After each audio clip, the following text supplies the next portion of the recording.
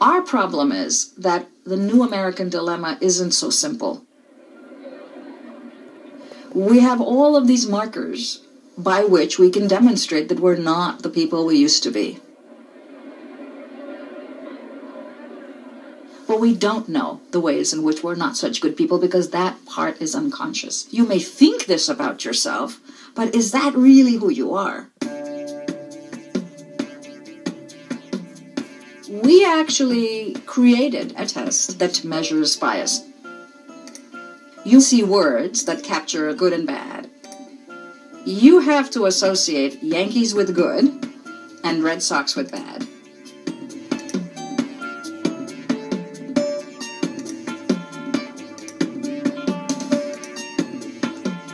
This is very easy for a Yankee fan. But when you tell them to associate Yankee with bad and Red Sox with good, that's an impossible thing for them to do.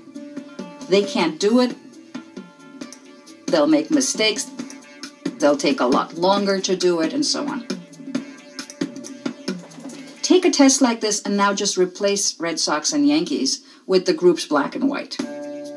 Imagine that for half the trials on this test, you have to associate black with good whenever you see a black face or a word like love, peace, joy, friend, all these good things. And while you're doing that, you have to put white and bad together. And words that mean terrible things in the world. Words like agony, devil, bomb, vomit. How hard is that for you to do, is the question. We're not talking about your conscious attitudes. We're not talking about your conscious beliefs. We're talking about something that you yourself may not necessarily know you have. For something like 75% of white Americans, it's very hard to put black and good together. Day, no hour, no call is like any other.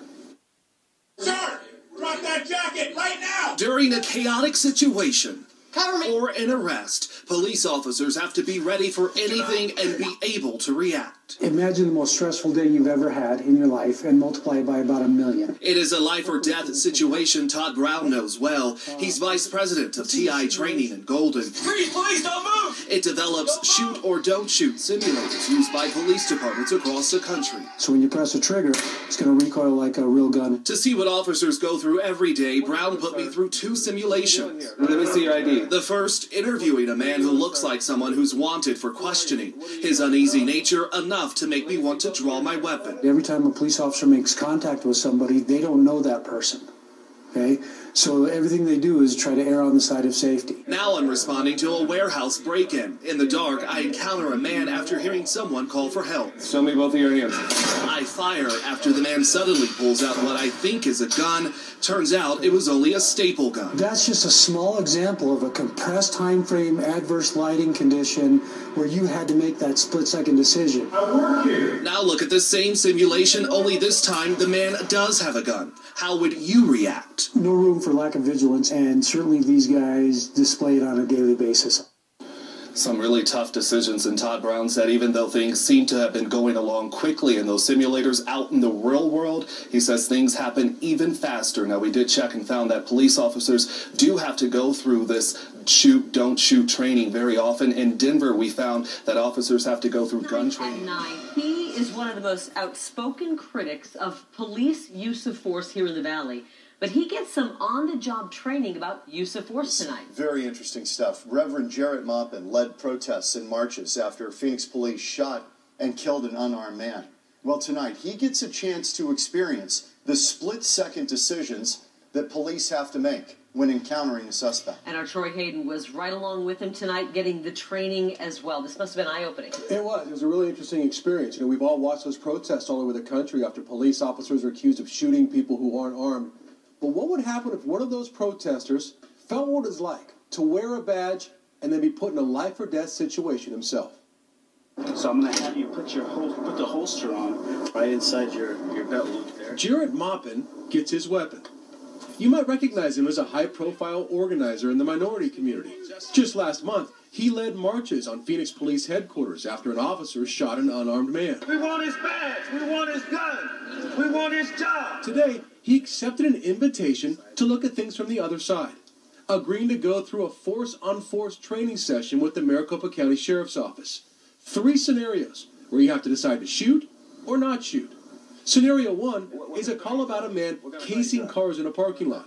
Maupin approaches the man and starts asking questions. What? Wave your hand in You're looking for your vehicle. What kind of car do you drive? Wave your hand in your gun. What kind of car do you drive? It's my car, man. Maupin, the officer, is shot. It happens that fast. At what time did you think that it was time for you to address the use of force that was given? When he came to the back of the vehicle, Okay. and was hiding, you know, I could sense something was wrong. Scenario 2, a call of 2 men fighting. What's going on today, gentlemen? What's going on today, gentlemen? What do you want? What's happening here? What's wrong with Back you? up. Huh? What are you doing, man? Hey, Hey, you shouldn't approach me. You shouldn't approach me. We were shouldn't just approach me. arguing You shouldn't about what approach me. happened in there. Yeah. What are you doing? You just shot him? Hey, he rushed me. Tell me why you shot. Well, I've shot because he was within that zone. You know, I felt there was an imminent threat. I didn't necessarily see him armed, but he came clearly to do some harm to the officer, to my person. It's hard to make that call. It shakes you up. Again, an unarmed man was shot. Scenario 3, a call about a possible burglar walking down the street. Maupin gets him on the ground. He's not complying. I need you to keep your hands up, sir. For what? Because I need to check that waistband. For what? What are you doing? Because I don't know what you have under there. Everybody, look at this guy. What are you doing? No shots fired, but the suspect did have a hidden knife in his waistband. I went through the scenarios too, without seeing what Maupin did. Do you have keys, or do you have everything to show me that? Don't worry about No, I need to talk to you. Come on out over here. Oh, I'm deid. Maricopa County Sheriffs, get on the ground. Get on the ground. Both of you, get on the ground. Get on the ground. For what? Get back. Get back. Same results for both of us. Things happen very fast out here. I asked Maupin what his biggest takeaway from this exercise will be. I didn't understand how important compliance was, but after going through this, yeah, my attitude has changed. This is all unfolding in 10 to 15 seconds. People need to comply with the orders of law enforcement officers for their own sake. Thanks to the Maricopa County Sheriff's Office for taking us through that today. It was an eye-opener. That's a tremendous admission that Reverend Maupin just made. Right. You need to comply for your own safety. Right, and he saw it. I mean, he plainly shot a man who was not armed but was coming at him, and he felt, that he was unsafe at that point. He was coming after him, and he fired. Yeah, and I don't think any officer goes into work thinking, I'm going to shoot and kill somebody today. But No. these interesting, things happen, like the guy coming from behind the SUV, boom, and you're dead. And you are. The 6 shots he got How out. did you feel about those scenarios when you were going through them? Did it change your perspective? Yeah, I've been through one of these before about 4 or 5 years ago, but it just reinforced how fast things happen. And you think, at the time, I can think through this, and I can figure this all out. No, it's boom. It's just there. It's that I have a fast. lot of respect for Maupin for going through that. Yeah, I agree. I do too. And agreeing to go through that and seeing it from the other side as well. Do you think it changes the way he approaches these issues going forward? He says he's going to go out into the community and say what he said at the very end there. You have to comply with what police officers tell you. Let everything sort out at the end, but just do what they tell you right then and sort things out afterwards. Interesting. Interesting. All right, thanks, Troy. Good That's stuff, Troy. Thank you. There's this thing called the Black Lives Matter movement, or kind of the social awakening of the importance of black lives, and particularly in the face of police brutality and those kinds of things. Why do you think now is the time that we're having these conversations as opposed to 5 years ago or 10 years ago, when the same things that are happening now were also happening then? So what do you think makes this particular time in history different? Social media helps us use small voices that are in small areas that are oppressed by government, small communities that are oppressed by the government in that community, whether the government is the police department or the mayor's office or a combination. They can say this isn't fair, but they're a small whisper in the entire nation, and people can't come and hear and see what's going on there, so they just remain a small whisper, which has happened in the past. But in social media, they can can put their story, a real story out there, and people say, hey, that's not right, and they come from everywhere to say, hey, that's not right, and it makes change. So social media has really been an ally to shining a light on bad, the negative, really negative things that have happened, and say, so the entire nation can say, hey, no, that's not right. Even if you've never seen it or experienced it in your own life, you can say, hey, that's not right. And we can get a lot more people saying that's not right, so it needs to be changed. Real change needs to come, and it needs to come now. So social media has been a really big ally to really saying, yes, Black Lives Matter, because look what's happening. The media has really given a louder voice to the whispers of communities that have been oppressed, especially the communities that are very oppressed. You can have larger communities and they'll say that's not right, and there's still police brutality, but it's not as outright, it's not as often, it's not like it is in Ferguson, where they can come in and they can cite so many different ways where the police department was racist and where they had many racist, I don't want to say laws or rules, but the unwritten rules that they could see over and over and over again. There's some communities where you're not going to see it that obvious, but in Ferguson it was so obvious. The community knew it. The police department knew it, but nothing was changing because they were so oppressed by that police department that they just came out as whispers and nobody could hear them calling for help until social media. Horton hears a who. On the 15th of May, in the heat of the day, splashing, enjoying the jungle's great joys, Horton the Elephant heard a small noise. He looked toward the sound. There's no one around. I heard a faint yelp, like someone calling for help. I'll help you, said Horton. But who are you? Where? He looked and he looked. He could see nothing there, but a small speck of dust blowing through the air. I've never heard tell of a small speck of dust able to yell. Why, I think that there must be something on top of that small speck of dust. A creature of very small size, too small to be seen by an elephant's eyes. I'll just have to save him, because after all, a person's a person no matter how small. Using the greatest of care, stretching his trunk through the air, he lifted the dust speck and carried it over, placing it down safe on a very soft clover. Humph! Hoofed a voice. 'Twas a sour kangaroo, and the young kangaroo in her pouch said, too. A person on that?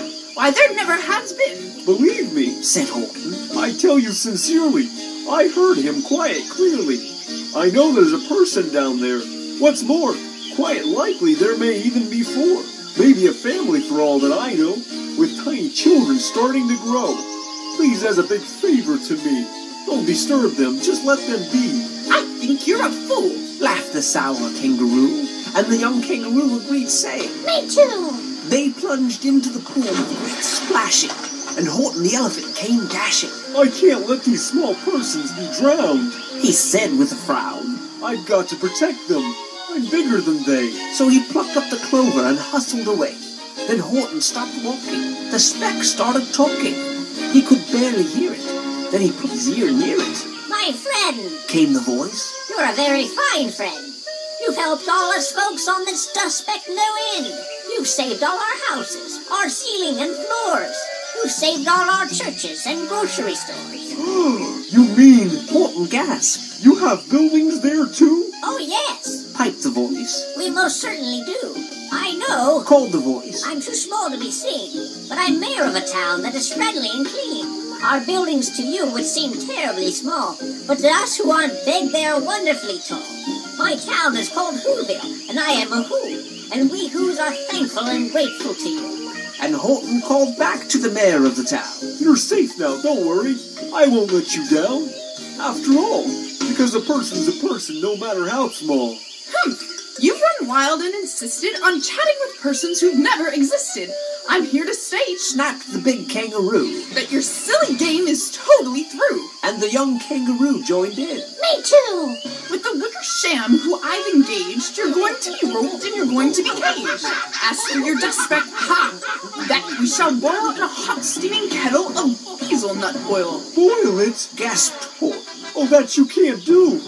It's all full of persons. They'll prove it to you. Mr. Mayor, you must prove you were there. Get every who out to holler and shout. If you don't, every who will end up in stew. Down on the dust speck, the scared little mayor called a great meeting in Whoville Town Square, and his people cried loudly. They cried out in fear. They're here! The elephant smiled. That was clear as a bell. You kangaroos heard that very well. We heard no small voices, and you didn't either. And the young kangaroo in her pouch said, Me neither! Grab him! They shouted. Cage the big dope. Wrap him up with miles of rope. Don't let him loose. Dunk that speck in hazelnut juice. Horton fought back with vigor and vim, but the Wickersham game was too many for him. To the mayor he called. Don't give up. I believe in you all. A person's a person, no matter how small. You very small persons will not have to die if you make yourselves heard. So come on and try. The mayor grabbed a tom-tom. He started to smack it. And all over Whoville they whooped up a racket. It rang through the air and shook the whole sky. And the mayor called through the hula balloon. Horton, is our sound coming through? Horton called back. I hear you fine, but the kangaroo's ears aren't strong like mine. Are you sure every who down in Whoville is working?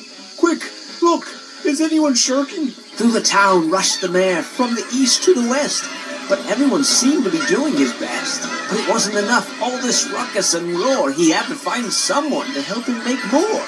Just as he felt he was getting nowhere, almost about to give up in despair, he burst through a door, and that mayor discovered a shirker hidden away in Fairfax Apartments, apartment 12J, a very small shirker named Jojo, just standing and bouncing a yo-yo, not making a sound, not a yip, not a chirp.